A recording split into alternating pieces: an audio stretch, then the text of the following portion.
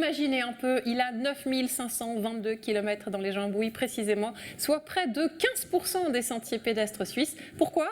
Eh bien pour le plaisir, pardi. Cet amoureux de la marche, du grand air et des paysages de notre pays, c'est notre confrère de la RTS, Pascal Bourquin, qui voit la vie en jaune depuis 4 ans déjà.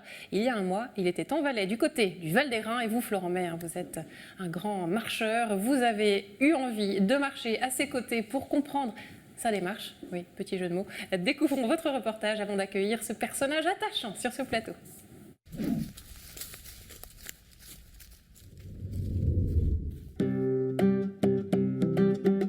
Souvent, je me dis que je suis envoyé spécial dans mon pays et que j'ai la chance d'être en bonne santé et de pouvoir parcourir ces chemins sauvages et finalement de partager ça. Donc je suis un peu envoyé spécial sur les chemins pédestres pour partager ça avec d'autres gens.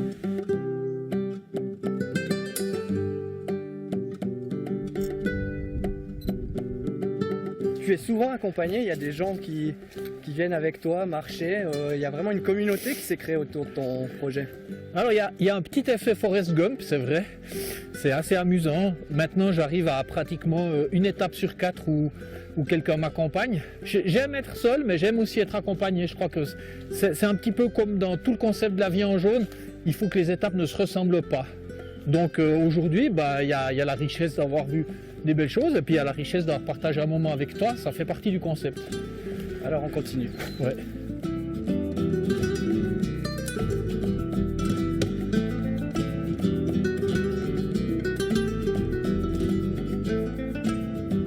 J'ai parcouru dans les 9300 km aujourd'hui sur les 65 000, donc ça fait un peu plus de 14%. Je ne suis pas obnubilé, je ne suis pas sous pression, parce que c'est un but qui est moins important que l'objectif principal qui est de vivre pleinement chaque étape. Donc quelque part, comme on dit sur le chemin de Compostelle, l'objectif c'est pas la ligne d'arrivée, c'est le chemin lui-même.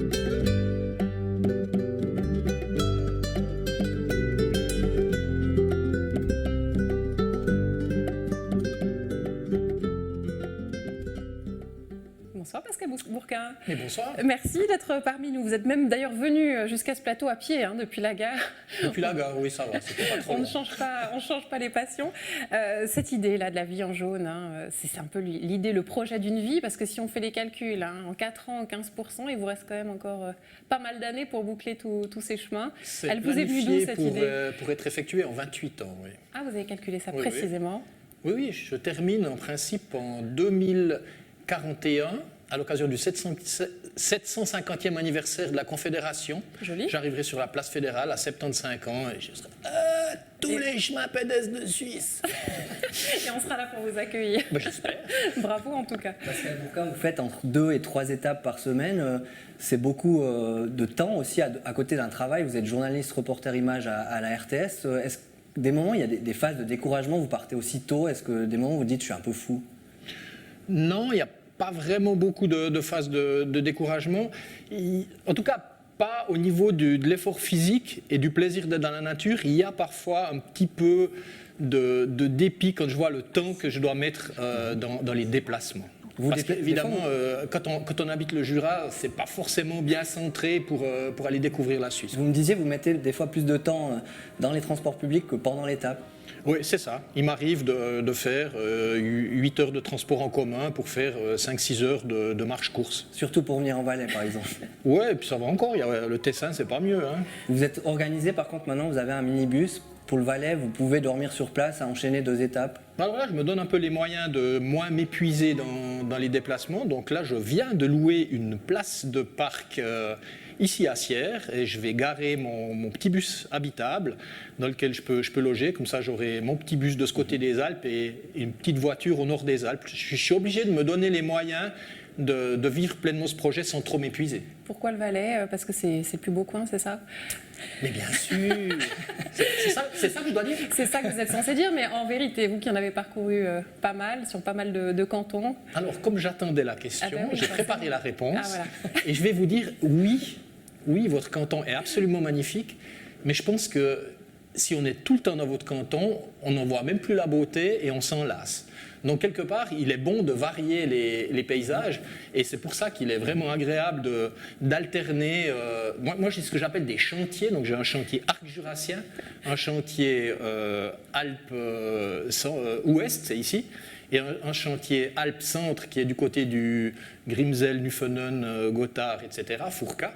Et j'aime bien passer d'un chantier à l'autre pour voir des choses un peu différentes, parce que je pense que c'est la variété des paysages qui fait la richesse de ce pays et l'intérêt de mon projet. Du coup, ça donne aussi des envies, vous créez de l'envie chez d'autres personnes, vous êtes suivi sur Facebook, votre vie en jaune commence à être connue. Est-ce que vous avez créé des vocations? Les gens se rendent compte finalement qu'on a un terrain de jeu extraordinaire à côté de la maison? Oui, alors c'est quelque chose qui n'était pas vraiment planifié au départ. Au départ, j'ai lancé le projet qui était quand même pour beaucoup un projet physique, alors que maintenant, quelque part, bon, je deviens gentiment aussi une machine et le côté physique devient, on ne va pas dire facile, mais enfin, c'est plus vraiment un problème pour moi d'enchaîner ces kilomètres et ces grosses dénivellations. Et par contre, je ne m'attendais pas forcément à un tel intérêt de la part du public, et c'est vrai que quand je reçois des messages de gens qui me disent « Ah, vous avez de la chance », bon, il n'y a peut-être pas que de la chance non plus, de voir tout ça, merci de partager, moi je suis dans une chaise roulante, je ne peux pas, merci de partager ça avec moi, bah, ça me fait chaud au cœur, quoi. Et pour ceux qui peuvent le partager avec vous, vous accueillez des gens à vos côtés. Vous disiez l'année dernière, une sortie sur 5. 21% des étapes, je crois que j'ai eu du monde. Cette année, presque même un peu plus, parce qu'effectivement, ça commence à devenir assez populaire. Alors, il faudra voir jusqu'où, disons, je pourrais aller dans ce sens, parce que j'aime être accompagné, mais ce n'est pas non plus toujours possible, parce qu'il y a des questions de rythme. Vous avez vu sur les images que je ne fais pas que marcher. Déjà, quand je marche à la montée... Ah, ça va assez vite. Ça va assez vite, ouais. Surtout que Pascal a des longs segments. C'est ça. Enfin, vous ne pouvez pas vous plaindre au niveau du rythme et de... Ouais, la montée, ça monte assez sec. Ouais. Cet intérêt aussi que vous suscitez chez les gens, ça passe aussi par la photographie. Vous postez beaucoup de photos. Il y a aussi cet œil du photographe chez vous, avec ces grands paysages aussi, puis cet intérêt aussi pour le tout petit, le macroscopique. Alors ça, c'est, je dirais, une nécessité, mais aussi un plaisir de ce projet, c'est d'être capable de regarder différemment suivant les étapes, suivant la météo, suivant la saison. Il y a une étape, je veux dire, quand on est chez vous dans les Alpes, souvent, on regarde au loin, puis on a un grand paysage, on est sur un balcon, il suffit de faire un plan large. Tout à coup, on est du côté de Bâle, dans la périphérie de la ville, etc. Et il faut chercher le détail, il faut chercher la petite fleur qui bourgeonne, etc. Dernièrement, je suis tombé amoureux d'un escargot. J'ai fait une photo qui m'a fait énormément plaisir, d'un escargot qui traversait le chemin, puis qui n'a pas eu peur, qui me regardait presque. Il y a des petits bonheurs comme ça qu'on peut aller trouver, même quand on n'a pas un grand paysage magnifique valaisan. Avec aussi l'adaptation, avec la météo, cette fin de semaine, vous me disiez, vous avez prévu de faire des étapes en Valais, mais on annonce de nouveau un retour du froid, de la neige. C'est un peu au jour le jour aussi comment vous travaillez vos cartes?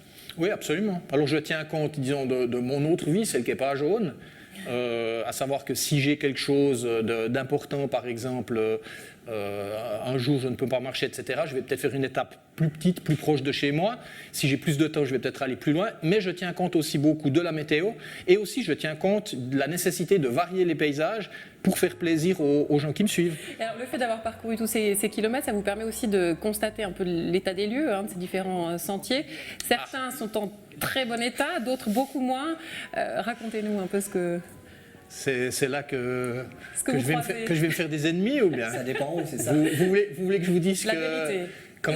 Qu'en Valais, c'est quand même un peu moins bon qu'ailleurs, parce que c'est la vérité. C'est la vérité. Oui, parce qu'en fait, je crois que, d'après ce qu'on m'a dit, partout ailleurs, ce sont les associations cantonales qui sont responsables du balisage, etc., et de l'entretien des chemins, alors qu'en Valais, ce sont vraiment les communes. Il y en a qui comprennent le montagnage, j'entends, c'est très bien fait, mais on comprend leur intérêt à bien le faire. Ici, vous pouvez aller juste là, à 1-2 km, vous allez faire Murat, Ventône, il y a des tonnes de kilomètres sur la carte, vous ne les trouvez pas dans le terrain. Vous allez juste après Viège, à Ayolt, tout à coup vous tombez sur chemin fermé, danger de mort, et en fait, oui, c'est fermé parce qu'il y a un incendie qui a tout ravagé. L'incendie, c'était en 2011. Il ne faut pas être trop dur parce qu'il y a énormément de choses qui sont vraiment bien faites. Et il y a des tas de bénévoles qui œuvrent pour qu'on ait un réseau de chemins qui est absolument fabuleux. Donc il faut d'abord mettre en exergue ce qui est vraiment bien Mais il ne faut pas se voiler la face. En Valais, il y a quelques endroits où on peut faire mieux. Bon, Un petit message. On espéra Ouais. effectivement que le message soit passé. Pascal Bourquin, si on veut vous suivre, rappelez-nous rapidement les différents moyens, réseaux sociaux. Surtout sur la page L'Avion Jaune qu'il faut aller liker. Exactement. Et puis il y a aussi l'avionjaune.ch avec passablement de liens et toutes les photos sur belles tous les liens. Merci en tout cas d'avoir été avec nous ce soir, de nous Merci de avoir m'avoir permis invité. de rêver un peu. Merci Florent. Et vous l'avez compris, complètement sport, c'est déjà tout pour ce soir.